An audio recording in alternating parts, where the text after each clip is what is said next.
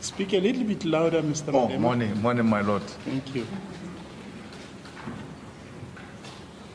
What we are about to do is adduce evidence from you in response to the claim that has been brought by the complainant up to forum.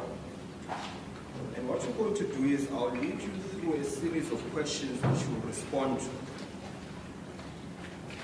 And to start off with, it is common cause that you are the president of the first respondent, the EFF, are you not? I am. And you are also the second respondent in this matter, are you not? I am. Having confirmed that you are the president of the EFF, I invite you to give this court and the public what is the EFF about?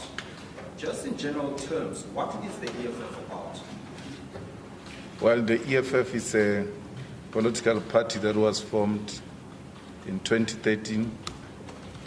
It was formed by the like-minded who wanted to pursue the struggle for economic emancipation, because 1994 ushered in political freedom, and therefore there is a need to continue the struggle for economic emancipation. We are a leftist organization. We are an internationalist in outlook. We derive our lesson from Marx, Lenin, and Fanon.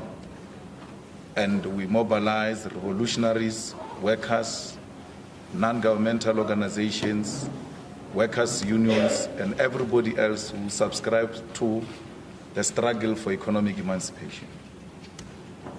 Yes. Just so I understand your answer and to give a fuller context to your response, the idea is that 1994, in loose terms, did away with apartheid. But what remains is economic apartheid. Is that a fair summation of your evidence? Absolutely. Those who came before us coined a term, aluta continua. When they said aluta continua, they appreciated that the struggle continues. And therefore, 1994 was not the end of apartheid.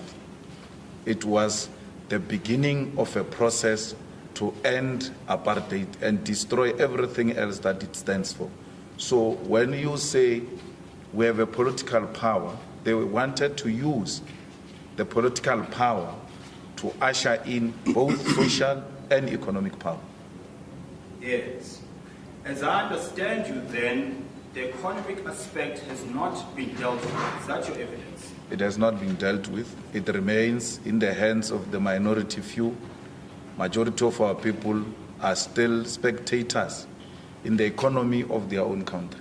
And there is a systematic exclusion of our people, irrespective of the expertise they have and qualifications. They remain marginalized. Yes. Are there any, call them policies, founding values, pillars, whatever the term may be, that speaks to the evidence we've just given? We've got 7 non-negotiable cardinal pillars in the EFF. Those pillars are non-negotiable and they are found in the founding manifesto of the EFF. So the founding manifesto is not an election manifesto. It's something that no conference can have a meeting to change. It remains for generations to come so that the future generation can appreciate what the founders had in mind when they formed the organization. The first cardinal pillar of the EFF is expropriation of land without compensation. The second is the nationalization of mines, banks, and other strategic sectors in the economy. The third is that of free and decolonized education, which must be given to our people. The fourth is the industrialization with a belief that the creation of jobs in South Africa will never be successful for as long as jobs have not been created. We also have a cardinal pillar that deals with growing and building an independent economy for the African continent. Because we hold a strong view, my Lord, that there will never be a successful economy in any part of the African continent if the whole continent, the economy, is not in good shape.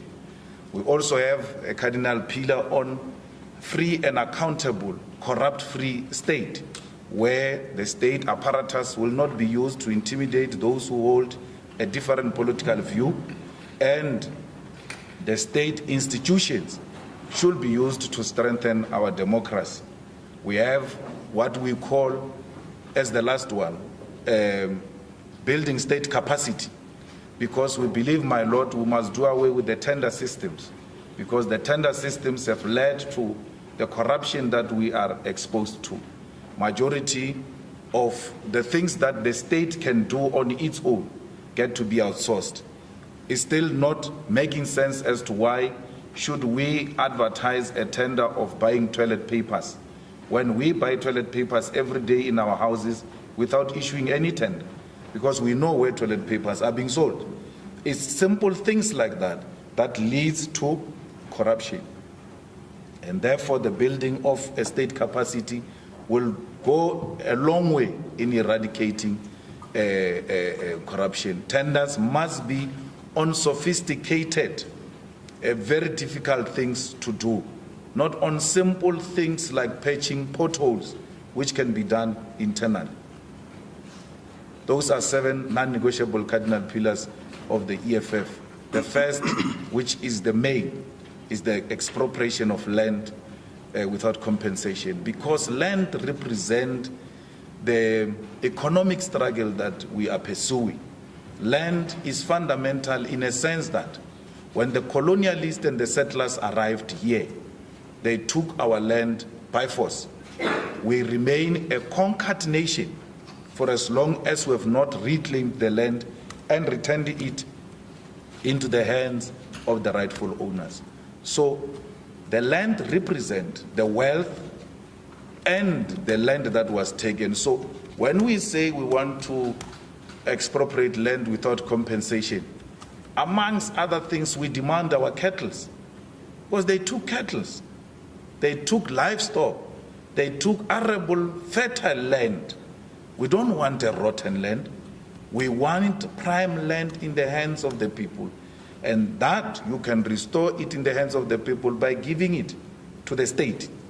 The state becomes the custodian of the land. In that way, no single individual owns the land. All of us go to the state and make our ideas known to the state as to what do we want to do with this land. So someone says it means we're not going to be owning our own houses. That is vulgarizing the whole point. Because even where we own our houses now, we still go to the state to issue a permission. And that permission is called a title deed. So still state in a privately owned arrangement, the state plays a role. The water that we drink today is state owned. But no one has ever woken up in the morning and say, today I feel less ownership of my water, because it's state ownership. We all drink the water freely. And we never felt like we are less owners of the water because the water is owned by the state. The mineral rights were owned, my Lord, by private companies before 1994. Those mineral rights were put under the state as a custodian of mineral rights. Today, the same Anglo-American which owned the rights must now go and apply from the state to get a permission to mine our mineral rights. Investors, Anglo-American, all of them, you can think of them, they've never once said, we feel less owners of the mines because we get a permission or a license from government. Why can't we do the same with the land? That we give the land to our people through the ownership of the state, and all of us go and state our case.